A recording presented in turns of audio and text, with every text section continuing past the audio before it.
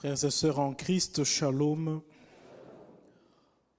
En ce jour de commémoration de tous les fidèles défunts, notre Église s'est fait mémoire de tous ceux qui nous ont précédés dans le repos éternel.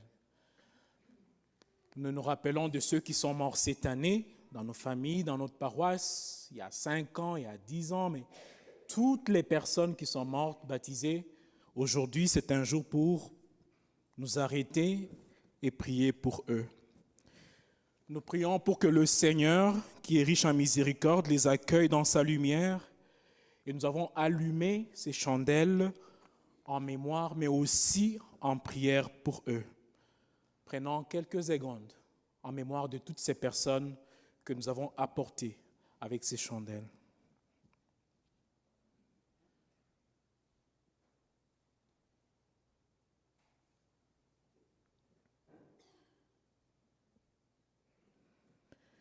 Que les âmes de fidèles défunts reposent en paix par la miséricorde de Dieu. Amen. Que les âmes des fidèles défunts reposent en paix par la miséricorde de Dieu. Ce dimanche, c'est aussi un jour pour nous. Nous prions pour eux, c'est leur jour spécial, mais aussi un jour pour nous où nous devons réfléchir sur notre propre destinée, où nous devons méditer sur notre propre mort. Parce que qu'on le veuille ou pas, un jour nous allons mourir. Et je l'ai toujours dit que nous sommes tous des cadavres qui marchent encore. Nous sommes encore des cadavres qui marchent, qui mangent. Un jour, d'autres personnes vont allumer des chandelles pour nous. Alors que nous pensons à notre propre fin, à notre propre mort, une question se pose à notre pensée. Comment un chrétien doit-il se préparer à bien mourir? C'est ça le thème de notre prédication, c'est ça. Comment un catholique, un chrétien, peut-il se préparer à bien mourir? Mes amis, nous planifions des voyages, n'est-ce pas? Vous allez quelque part, vous ouvrez votre valise, vous choisissez des habits, mettez votre carte, mais pas votre carte de crédit, ça ne fonctionne pas. Vous êtes foutu en voyage, vous êtes calé. Alors, nous planifions aussi les naissances. Nous disons, j'ai besoin de 2 enfants, ok. Et puis en cette matière, il y a quelqu'un qui est spécialiste. C'est un joueur français, son nom c'est Antoine Griezmann. Il a 4 enfants, dont 3 sont nés le même jour, mais les années différentes. Il y a Mia Griezmann qui est né le 8 avril 2016, Amaro qui est né le 8 avril 2019, Alba qui est né le 8 avril 2021. Il n'y a que Shai qui est elle née le 15 juin 2025. Donc les 3 premiers enfants sont nés le même jour. Nous planifions les naissances. Nous pouvons aussi planifier notre mort. Oh! Non, je ne dis pas que vous choisissez une date pour dire « je vais me tuer ce jour ». C'est pas ça. Non, ne me comprenez pas mal, s'il vous plaît. Planifier sa mort comme chrétien, c'est se préparer à bien mourir. Mes amis, préparer sa propre mort peut sembler inconfortable, sinon difficile. Mais c'est un acte profondément chrétien et responsable. Le psaume 90, 12 nous dit « Enseigne-nous à bien compter nos jours afin que nous appliquions notre cœur à la sagesse. Car nous connaissons bien que la vie est très brève. Cette connaissance-là doit nous pousser à bien préparer notre fin. » Frères et sœurs en Christ, shalom. Comme je prêche là, après vous entendez que l'abbé Christian est mort. Acceptez. Ça peut arriver. Dans ma langue, on dit qu'on connaît l'aîné dans les repas, mais pas à la mort. Parce qu'en Afrique, quand il y a les distributions de nourriture, on commence toujours à donner d'abord aux aînés, les cadets après. Donc la mort peut attraper tout le monde. Tout le monde. Une bonne mort, ou une mort n'est bonne que premièrement, si la vie elle-même l'a préparée. Ce n'est pas la fin qui donne sens à notre vie, mais c'est notre vie qui donne sens à notre mort. Alors, bien préparer sa mort commence d'abord par bien vivre cette vie présente que toi et moi, nous avons. Mes amis, vivez bien. Si vous vivez bien, vous allez aussi mourir bien. Vous allez mourir bien. Et nous aurons moins d'intentions de messe à célébrer. Oui. Alors, quand nous disons vivez bien, nous ne pensons pas ici à mener une vie parfaite sans erreur. Ça, c'est une illusion. Mais nous disons, mener bien sa vie, c'est quoi? C'est mener une vie tournée vers Dieu, une vie tournée vers le ciel, vers l'éternité. Alors, c'est une vie qui est ancrée dans l'amour, qui est ancrée dans la foi, dans le pardon et dans la charité. Siracide a sa version d'une vie bien vécue. Il dit ceci en Siracide 14, 12-14. Il dit, « Mon fils, fais-toi plaisir avec ce que tu as. » Voilà. Premièrement, il nous demande de nous contenter de ce que nous avons, parce que souvent, nous envions ce que nous n'avons pas. Lui dit, « Fais-toi plaisir avec ce que tu... » Il ne m'écoute pas vraiment. Avec ce que tu as, présente au Seigneur des offrandes dignes de lui. Et je l'ai toujours dit que les offrandes que le Seigneur recherche, c'est notre propre vie. Notre vie. Souviens-toi que la mort ne tardera pas et que l'heure fixée ne t'a pas été révélée. Avant de mourir, fais plaisir à tes amis, sois généreux, donne à la mesure de tes moyens. Ne te prive pas d'un jour de bonheur. Ne refuse pas ta part de satisfaction. Ne devras-tu pas laisser à d'autres le fruit de tes peines? Le produit de ton labeur ne sera-t-il pas tiré au sort? Donne, reçois, distrais-toi, car au jour des morts ne se trouve aucun plaisir. Ah, c'est Siracide. Vivez, et vivez bien. Se préparer à une bonne mort, comme le dit Siracide, ce n'est pas renoncer à vivre. Au contraire, c'est donner plus de sens à ce que l'on vit. Cela nous pousse à quoi? À faire des choix justes, à faire des choix conscients, à mieux aimer, à mieux pardonner plus facilement, mais beaucoup plus à apprécier l'instant présent. Donc quand vous mourrez, vous arrivez à la fin de votre vie, vous dites, j'ai aimé, j'ai servi, j'ai aidé, tout était bien.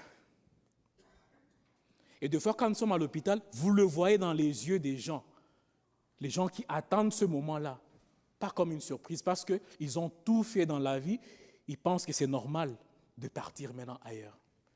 Mais lorsqu'on n'a pas bien vécu sa vie, des fois la fin, elle est un peu difficile. Okay? Lorsque l'on vit bien, mes frères, mes sœurs, on ne disparaît jamais et jamais le ciel ne nous laisse dans les oubliettes. Hébreux 13 dit, « Heureux les morts qui meurent dans le Seigneur, afin qu'ils se reposent de leurs travaux, car leurs œuvres les suivent. » Toi, quand tu vas mourir, quelles sont les œuvres qui vont te suivre? Les âmes des justes sont dans les mains de Dieu. C'est Sagesse 3. Aucun tourment ne les atteindra. Lorsque l'on vit bien, on est dans les mains de Dieu. Lorsqu'on vit bien, on arrive à cela. Mes frères et sœurs en Christ, shalom. Se préparer à sa mort, c'est vivre dans l'espérance et non dans la peur. Ouais, c'est ça. Saint Paul nous dit quoi dans la deuxième lecture? Frères, nous ne voulons pas vous laisser dans l'ignorance au sujet de ceux qui sont endormis dans la mort. Il ne faut pas que vous soyez abattus comme les autres qui n'ont pas d'espérance. 1 Corinthiens 4, 13. Ces paroles valent aussi pour notre propre mort. C'est préparer à bien mourir, c'est refuser de craindre la mort. Même quand je dis ça, vous avez encore peur. Peur de mourir. C'est refuser d'avoir peur de la mort, mais attendre cette dernière comme une rencontre avec le ressuscité. Comme un enfant qui rentre à la maison. Dans l'évangile, qu'est-ce qui se passe? Jésus dit à ses disciples, dans la maison de mon Père, il y a de nombreuses demeures. Je vais vous préparer une place et je viendrai vous prendre. C'est comme un père qui dit à ses enfants, vous savez quoi? Moi, je vais aller au store, prendre quelque chose rapidement. Vous préparez-vous, quand je viens, je vous prends, soyez prêts. C'est ça. Donc, le Christ est parti. Quand nous sommes restés là, nous devons nous préparer. Alors, on doit se préparer, non dans l'angoisse, mais dans l'espérance, dans la joie, d'aller rentrer dans sa maison. Parce que nous venons tous du ciel et nous sommes censés retourner dans notre maison éternelle. Mes frères, la peur est naturelle. Mais si on encourage cette peur-là, elle peut nous paralyser. Elle peut nous pousser même à renoncer la foi à la dernière minute, alors que vous avez vécu toute votre bonne vie et vous arrivez à la fin à cause de la souffrance et vous renoncez à la foi. Celui qui s'attend à la mort chasse la peur de l'inconnu. Il laisse tout dans les mains de Dieu. Comme Paul dit à Timothée, c'est un esprit, pas de peur, que Dieu nous a donné, mais un esprit de force, d'amour et de sagesse. Donc, la mort, la peur quand elle arrive, donnez cette peur-là comme prière. Soyez des personnes qui croient que la résurrection existe et le ciel a été aussi créé pour vous. Bon, sur notre vie, nous sommes comme des gens qui marchent vers le cimetière. Chaque personne est en train d'avancer vers son propre cercueil, sa propre incinération. Tout le monde marche. Alors, il y a des choses que l'Église prévoit pour nous aider à arriver au bon moment à notre propre incinération. La première chose, c'est la prière. Nous devons prier dans cette vie. Alors, dans nos prières, qu'est-ce que nous demandons souvent? Nous demandons la santé, l'argent, quoi d'autre? Les enfants, le mariage, des choses comme ça. C'est bien. Ajoutez aussi à vos prières une intention pour votre mort. Demandez aussi à Dieu, dans chaque jour, Seigneur, donne-moi la grâce de bien mourir, pour que quand je meurs, je puisse te rencontrer face à face. Vous priez pour tout, mais pas pour votre mort. Et tellement que nous n'aimons pas mourir, nous ne prions que pour la guérison et on s'arrête par là. Dieu peut aussi refuser de te guérir parce qu'il pense que c'est le moment que tu viennes. Prie aussi pour ce moment-là, parce que nous ne savons pas, mes amis, ce qui s'est fait à la dernière minute.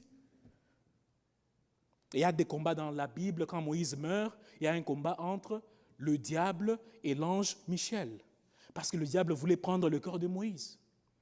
Vous pouvez lire ça dans la Bible. On ne sait pas ce qui se passe. Alors, chaque jour, ajoutez à vos prières, Seigneur, je ne sais pas quand, mais quand l'heure là arrive, donne-moi la grâce d'être en état de grâce pour te rencontrer. Sur la route de notre cimetière, il y a aussi les sacrements qui peuvent nous aider et nous fortifier. Et je cite ici la confession, mais aussi l'Eucharistie. On ne se confesse pas seulement parce que c'est Noël qui approche.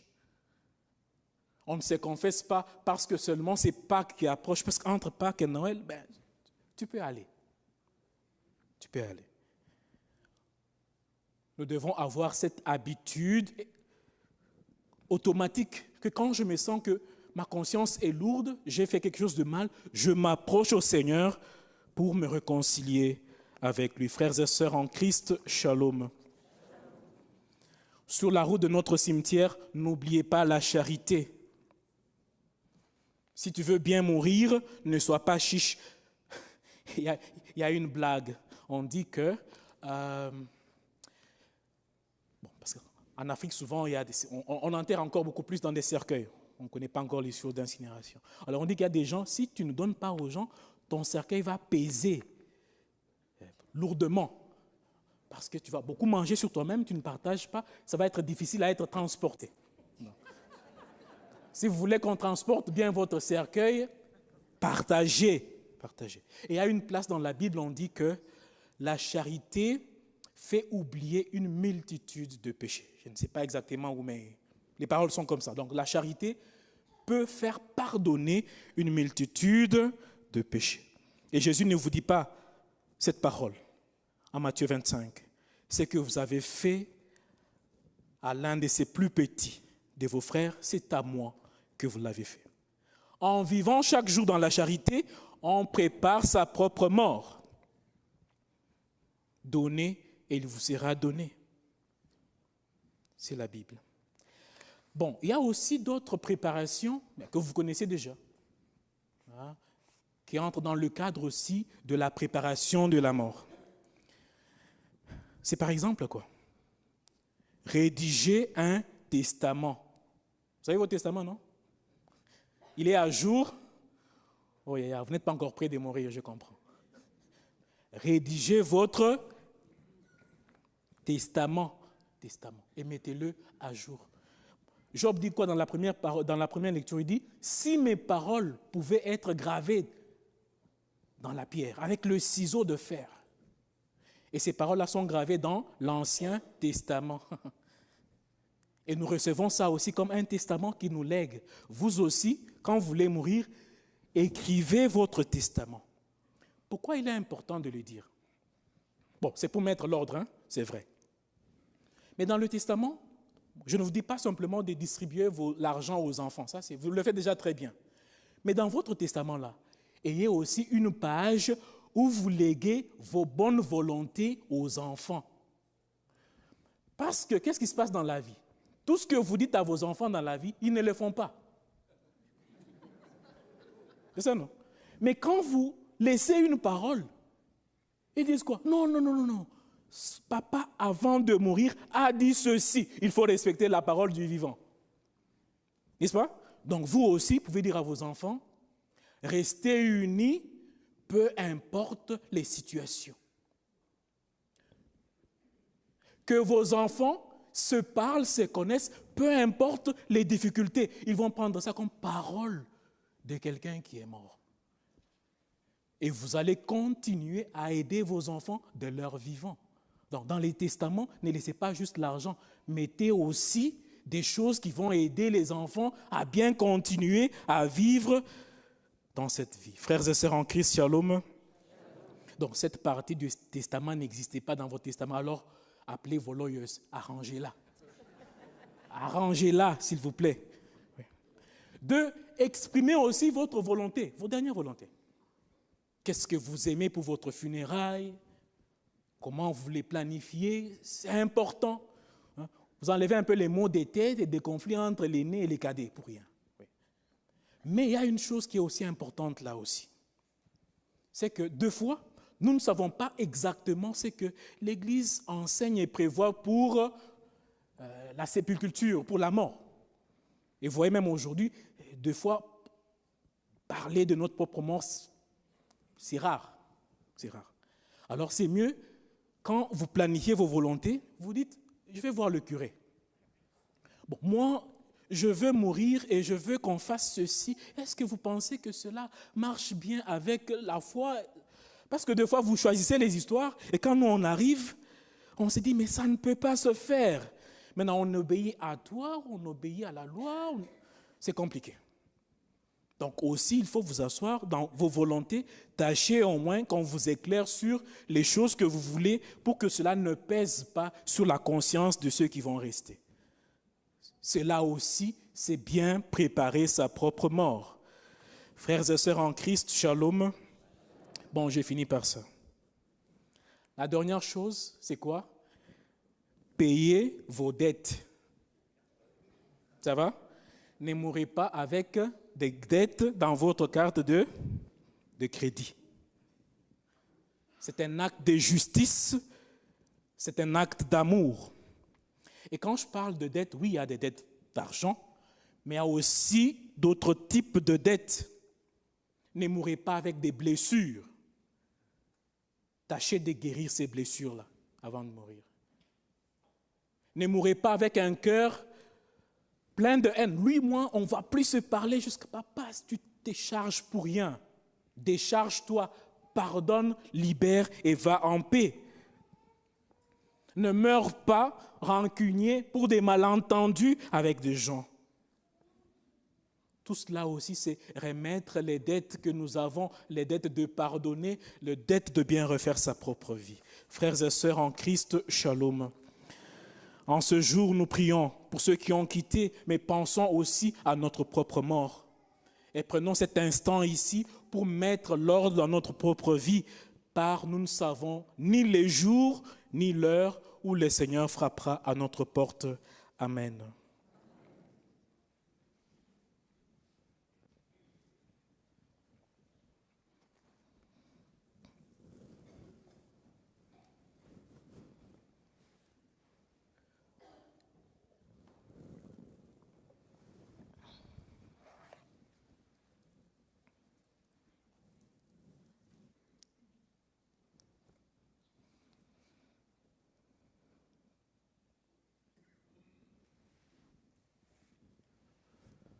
Lèvons-nous pour la profession de notre foi.